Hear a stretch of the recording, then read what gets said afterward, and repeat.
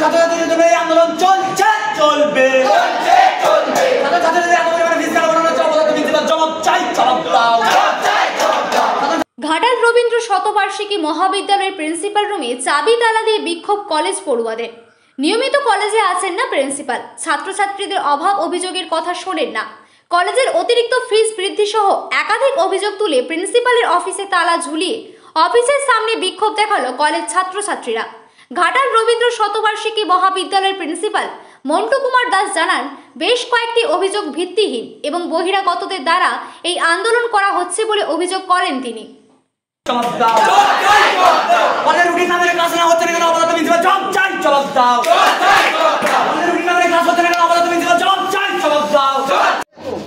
আমার সঙ্গে বসতে চলো। আপনি কি এতদিন বসতে চেয়েছেন স্যার? মিডিয়ার সামনে আসছে তারা, আপনি এতদিন বসেন নিয়ে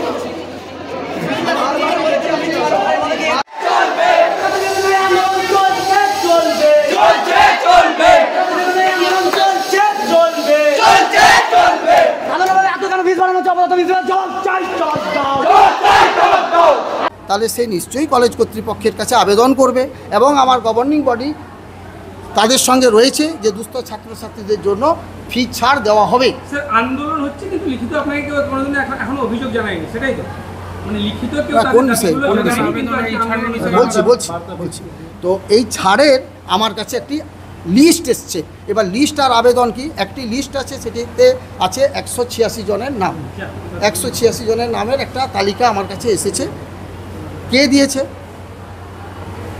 যে ছাত্র এবার 6 সেমিস্টার পরীক্ষা দিয়েছে সে আমাকে একটা জমা দিয়েছে 186 জনের ছাড়। এবার ছাড় বললে কতটা ছাড় করব, কি করব? আচ্ছা, এবার যে সমস্ত ছাত্রছাত্রী পরীক্ষা দেবে, এখন সমস্ত অনলাইনে হয়, ভর্তি অনলাইনে, বিদ্যাসাগর বিশ্ববিদ্যালয়ের ফর্ম ফিল আপের টাকাতেও অনলাইনে, কলেজকে দেবে, কলেজ ইউনিভার্সিটিতে দেবে। তাহলে ছাত্রছাত্রীরা কিন্তু অনেকেই ফিস দেয়নি, তাদের মধ্যে কি কেউ পরীক্ষায় বসতে পারেনি? তারা কিন্তু সমস্ত ফর্ম আমরা ফরওয়ার্ড করেছি এবং তারা পরীক্ষায় বসতে পেরেছে। যারা পরীক্ষায় ফর্ম ফিল আপ করলো অথচ অনলাইনে ফিস পেমেন্ট করলো না, কলেজে দেখা করলো না, তাদেরকে আমরা ফোন করেছিলাম কলেজ থেকে শিক্ষাকর্মীদের দ্বারা, প্রত্যেকটা বাড়িতে বাড়িতে ফোন করেছিলাম। তখন সেখান থেকে যে উত্তর এসেছে যে আমরা কাউকে ফিস ছাড়ের জন্য, কাউকে ভর্তি হওয়ার জন্য বিভিন্নভাবে টাকা দিয়েছি। সেরকম 3টি নাম এসেছে, বেশিরভাগ ছাত্রছাত্রী এরকম 3টি নাম বলেছে। হলো কিছু ছাত্রী এসে আমাদেরকে ফিজ রিসিট দাখিল করেছে, সেই ফিজ রিসিট আমরা চেক করছি, চেক করতে গিয়ে দেখছি যে সেগুলো হচ্ছে ডুপ্লিকেট ফিজ রিসিট। কিছু অডিও ক্লিপিংস আছে, যে অডিও ক্লিপিংসে বলা হচ্ছে যে হ্যাঁ আমাকে এই টাকা দিলে আমি ছাড় করে দেবো ইত্যাদি ইত্যাদি ইত্যাদি। তো এবার বলছি যে হ্যাঁ এই জায়গাগুলো হওয়ার পরে একটি ছেলে লিখিতভাবে কমপ্লেন করেছে। তারপর আমরা গভর্নিং বডিতে মিটিং করেছি।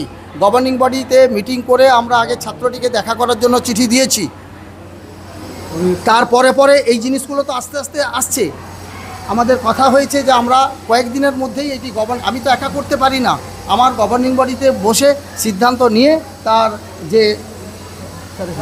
তাহলে গভর্নিং বডিতে সিদ্ধান্ত নিয়ে আমরা পরবর্তী পদক্ষেপ করব।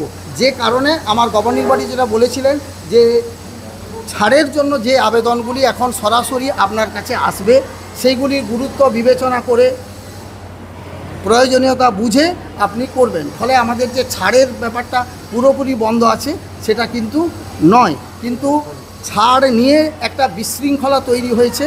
এবার যেটাকে বলবেন চক্রান্ত, আমার মনে হয়েছে এটাই হচ্ছে মূল ইস্যু। সেই মূল ইস্যুটাকে অ্যাড্রেস করার জন্য অনেক ইস্যু আমার কাছে আসবে। তাহলে আমাকে এখন প্রমাণ করতে হবে আমি আমার যতদিন কলেজে আসার কথা সেই দিনগুলো আমি কলেজে আসি কি না। আমার বায়োমেট্রিক অ্যাটেন্ডেন্স আছে, আমি ম্যানুয়াল অ্যাটেন্ডেন্স দিই না, কারণ আমি আসার পর থেকে বায়োমেট্রিক অ্যাটেন্ডেন্স হয়েছে। আমার মাস্টারমশাইরা কিন্তু বায়োমেট্রিকও দেন, আবার পুরনো অভ্যাসে তারা খাতাতেও দেন, কিন্তু আমি খাতায় দিই না, কারণ আমি মেশিনে বিশ্বাস করি। এবং আমি যেদিন থাকি না অফিসিয়াল কাজে যাই সেখানে নির্দিষ্ট করে খাতায় লেখা আছে যে আমি কোথায় গিয়েছি, আর যদি ছুটি নেই সেই ছুটিটাও লেখা আছে। কেউ আমাকে বলেন স্যার আপনার ছুটি, আপনার তো সব দিনই ছুটি। বলছি না, আমার তো ছুটি আপনাদের মতোই পাও না, তাহলে আমার ছুটি নিতে অসুবিধা কোথায়? এইটা হচ্ছে। তাহলে এইভাবে মিথ্যা অভিযোগ করলে তো কিছু করার নেই আমাদের কাছে।